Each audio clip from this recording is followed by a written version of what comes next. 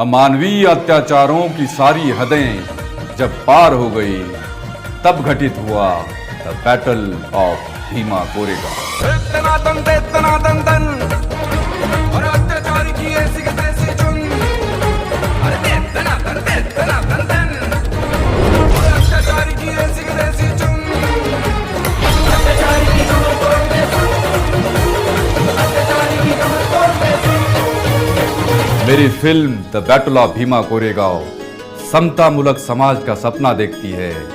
मेरी फिल्म आपके दिल से बात करना चाहती है। रंगीली रात था, रंग था वो न्यारा, राव तुम्हारी प्रीत का ढंग प्यारा प्यारा। रंगीली रात था,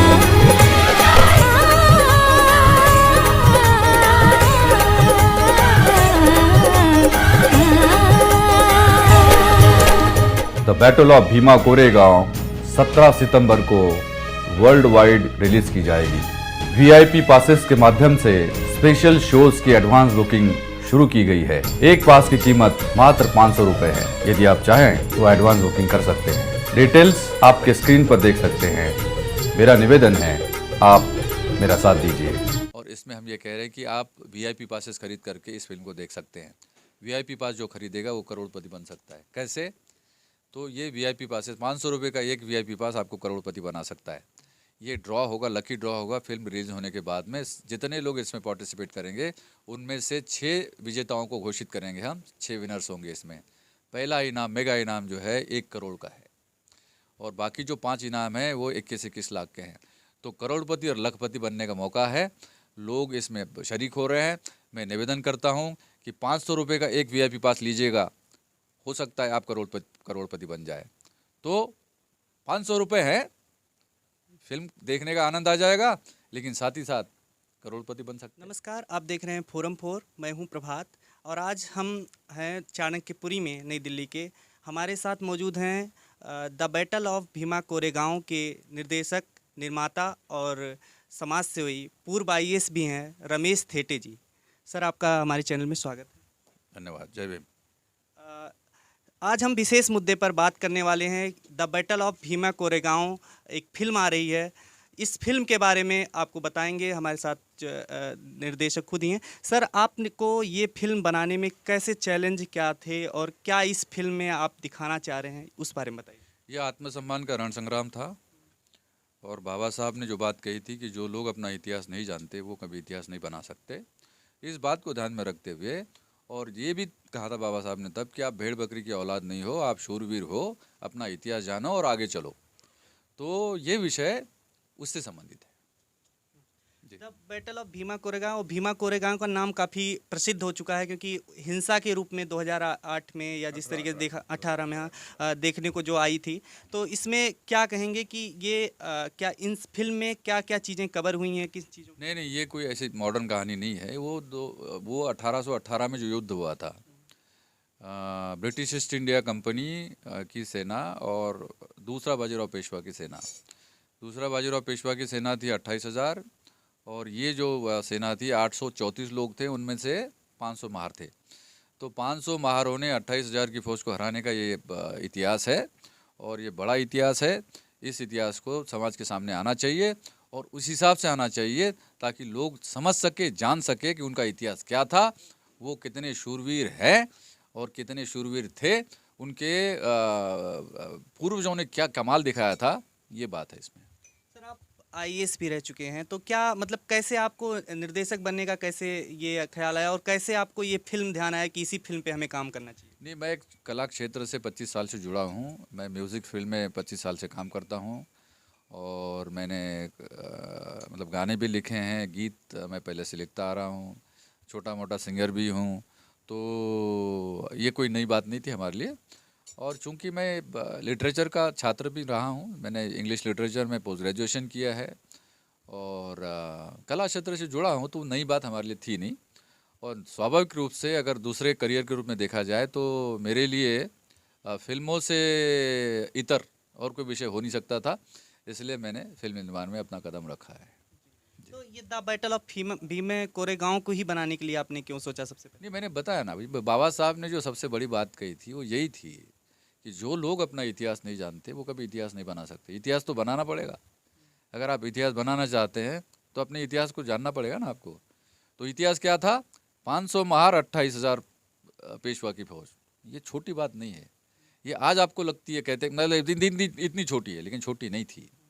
कैसे संभव है ये? कैसे भाग गया बाजीराव पेशवा? दूसरा बाजीराव पेशवा कैसे भाग गया वहाँ से, है ना? तो ये कमाल था इन लोगों का। तो आपको ये इसके लिए कितना क्या कुछ खोजना पड़ा, कहाँ से लिटरेचर आपको मिला, कैसे, ये कुछ बारे में बताएं। देखिए क्या है, कोई भी फिल्म बनती है ना, उसके पीछे बहुत मेहनत लगती है। सबसे पहले तो इसका रिसर्च होता है, स्क्रिप्ट बनती है, स्क्रिप्ट पे बाद में मतलब उसमें स्क्रिप्ट का मतलब मुख्य अंग है इसका स्क्रीन प्ले। तो इसके स्क्रीन प्ले में 3-3 राइटर्स है, कई लोगों का इसमें रिसर्च है, बड़े बड़े इतिहासकार हैं, उनका मतलब उनकी सलाह है। तो ये सब जो काम है वो मतलब एक दिन का काम नहीं था। ये 5 साल इसमें लगे हैं ये बनने में। तो तब जाके इतनी बड़ी फिल्म बनी है और क्वालिटी के साथ में बनी है। और इसलिए आपको लगता है कि ये इसका जो कैनवास है इतना बड़ा है। इसमें तमाम फेमस जो है चेहरे हैं, जैसे सनी लियोन है, अर्जुन रामपाल हैं, और कौन कौन से लोग हैं, क्या इनका क्या कैरेक्टर रहा है, किसका कुछ पर्टिकुलर? देखिए अर्जुन रामपाल तो लीड है, मतलब ये प्रोटैगनिस्ट योद्धा की भूमिका वो कर रहे हैं। और दिगांगना सूर्यवंशी उनके ऑपोजिट है लीड में। सनी लियोनी एक स्पाई का रोल कर रही है और ये डांसर है, पेशवा के दरबार में डांसर है और साथ साथ वो एक स्पाई है। बाकी कृष्णा अभिषेक है जो आप जानते हैं, मशहूर कॉमेडियन है, वो हैं। गोविंद नामदेव जी है, मिलिंद गुना जी है और यतीन कारेकर है, क्या कहते हैं, सुनील पाल है। मतलब बड़े बड़े कैरेक्टर्स जो आप देखेंगे इसमें फिल्म में, तो ये बड़े बड़े लोगों ने ये रोल निभाए हैं। कोरियोग्राफर गणेश आचार्य हैं, उन्होंने कोरियोग्राफी की है इन गानों की। और आपने जो हमारे टीजर्स देखे होंगे टीवी पे वगैरह, तो आप कल्पना कर सकते हैं कि भी कितना बड़ा कैनवास है इस फिल्म का। तो टेक्निकली ये फिल्म बहुत साउंड है, बड़े बड़े टेक्नीशियंस इसमें हैं। मैं ठीक है, मैं नया हूँ, लेकिन निर्देशन के क्षेत्र में कहो या फिल्म निर्माण के क्षेत्र में नया हूँ, लेकिन मेरी टीम इतनी तगड़ी है कि मेरे को इतना सपोर्ट मिला है पूरी टीम से। तो ये टीम का ही एफर्ट है, मेरा अकेले का काम नहीं है। किसी डायरेक्टर अकेला कुछ नहीं कर सकता वो, तो सब ने मिल के इस फिल्म को बनाया है और इस तरह से यह फिल्म बनी है। तो इसलिए इसकी क्वालिटी आपको लगती है। तो ये पूरी वास्तविक कहानी है या इसमें कुछ काल्पनिक भी इसमें ज़्यादातर? नहीं, काल्पनिक नहीं है। ये इतिहास से इतर कोई बात नहीं है। हाँ, सिनेमैटिक लिबर्टी हर फिल्म में होती, नहीं तो वो तो डॉक्यूमेंट्री बन जाएगी। तो डॉक्यूमेंट्री थोड़ी बना रहे हैं हम, तो कमर्शियल फिल्म है, ये प्रॉपर कमर्शियल फिल्म है, बॉलीवुड की फिल्म है। इसका म्यूज़िक देखिए, सारी चीज़ें जो इसका मतलब इसका जो ट्रीटमेंट है वो एक कमर्शियल फिल्म का है और इसका कैनवास बड़ा है। सनी लियोनी जैसे अभिनेत्री को ही आपने क्यों लिया, और किसी अभिनेत्री को भी ले सकते? इसका उत्तर आपको फिल्म देखने के बाद मिलेगा, क्योंकि उनका जो कैरेक्टर है वो ऐसा कैरेक्टर है जिसमें वो फिट बैठती है। तो इस फिल्म का वैसे मैसेज क्या देना चाहते हैं समाज में? कोई भी फिल्म समाज के लिए आईना होता है, लेकिन ये किस तरीके से अब इसका असर होगा, क्योंकि काफ़ी समय पुरानी घटना है वो, और अब क्या है? ये आत्मसम्मान का रण संग्राम था। आत्मसम्मान क्या है? किसी ने फेंकी हुई रोटी का टुकड़ा उठाओ, इसमें क्या आत्मसम्मान है? वो टुकड़ा उठा के आप खाओगे ना, तो आपकी मतलब भूख तो खत्म हो जाएगी, मतलब मिट जाएगी आपकी भूख। लेकिन फ़ायदा क्या है इसका? ये फेंकी हुई रोटी का टुकड़ा लेना आत्मसम्मान नहीं है। अपना मेहनत करके अगर आत्मसम्मान के साथ में रहोगे, ज़िंदगी जियोगे, उसमें वैल्यू। ये बाबा साहब ने कहा था, किसी का रोटी का फेंका हुआ टुकड़ा मत लो, मेहनत करो, आत्मसम्मान के साथ में जीवन जियो, है ना। भेड़ बकरी की औलाद नहीं हो तुम, शूरवीर हो, ये बाबा साहब ने कहा था। ये मैसेज है, इस फिल्म का मैसेज है। और अगर मेहनत करोगे और मतलब हिम्मत से लड़ोगे तो विजय आपकी है। 500 मार 28,000 की फौज को हरा सकते हैं। क्यों? क्योंकि आत्मसम्मान, you to fight for self respect. This is the message of this film. अभी का जो परिवेश है वहाँ पे, वो पहले से कितना कुछ बदल चुका है? अभी क्या महारों के साथ या ऐसे लोगों के साथ जो हो रहा है, वो क्या इस फिल्म में ऐसा कुछ है कि उससे मैसेज लेकर के वो इससे बच सकते हैं? देखिए, कहानी तो पुरानी आज की कहानी नहीं है। तब क्या होता था वही दिखाया गया है, आज का नहीं है इसमें। आज क्या है सब लोगों के सामने है, हमको बताने की ज़रूरत नहीं है ना। आप कंपेयर कर सकते हो आज क्या हो रहा है तब क्या होता था। जी।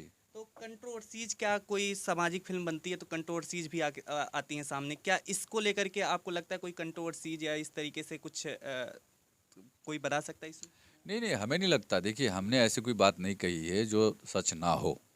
हमने सब कुछ जो है इतिहास के आधार पर, सच के आधार पर और पूरा रिसर्च करने के बाद में किया है। तो हमें कोई ये नहीं कह सकता कि भाई ये गलत है या ये है ना। तो इस तरह का है। क्या टिकट के बारे में बताएंगे, क्या आप कोई करोड़ का इनाम रख इसमें जीतने का भी कुछ आपने कुछ रखा? ये क्या है, ये सोशल डिस्ट्रीब्यूशन का एक पैटर्न हमने निकाला है और लोगों को इन्वॉल्व किया है। और इसमें हम ये कह रहे हैं कि आप वीआईपी पासेस खरीद करके इस फिल्म को देख सकते हैं। वीआईपी पास जो खरीदेगा वो करोड़पति बन सकता है। कैसे? तो ये वीआईपी पासेस 500 रुपये का एक वीआईपी पास आपको करोड़पति बना सकता है। ये ड्रॉ होगा, लकी ड्रॉ होगा। फिल्म रिलीज होने के बाद में जितने लोग इसमें पार्टिसिपेट करेंगे उनमें से 6 विजेताओं को घोषित करेंगे हम। 6 विनर्स होंगे इसमें। पहला इनाम, मेगा इनाम जो है 1 करोड़ का है और बाकी जो 5 इनाम हैं वो 21-21 लाख के हैं। तो करोड़पति और लखपति बनने का मौका है। लोग इसमें शरीक हो रहे हैं। मैं निवेदन करता हूं कि 500 रुपये का एक वीआईपी पास लीजिएगा, हो सकता है आप करोड़पति बन जाए। तो 500 रुपये है, फिल्म देखने का आनंद आ जाएगा, लेकिन साथ ही साथ करोड़पति बन सकते हैं। तो देखिए। और इसमें जैसे फिल्म में क्या मनोरंजन के लिए भी बहुत सारी चीज़ें उसमें डाली जाती हैं? बहुत सारी है। ये फिल्म अपने आप में कमर्शियल फिल्म है जी। कमर्शियल फिल्म है। तो इसमें कोई बजट वगैरह आपका कुछ? नहीं, बजट की क्या बात है। देखिए, बजट अच्छा बजट है, जितना चाहिए था उतना बजट है। ठीक है, हमसे बात करने के लिए शुक्रिया सर। खबरों में बने रहने के लिए फोरम 4 को सब्सक्राइब करें और नोटिफिकेशन पाने के लिए बेल आइकन दबाएं।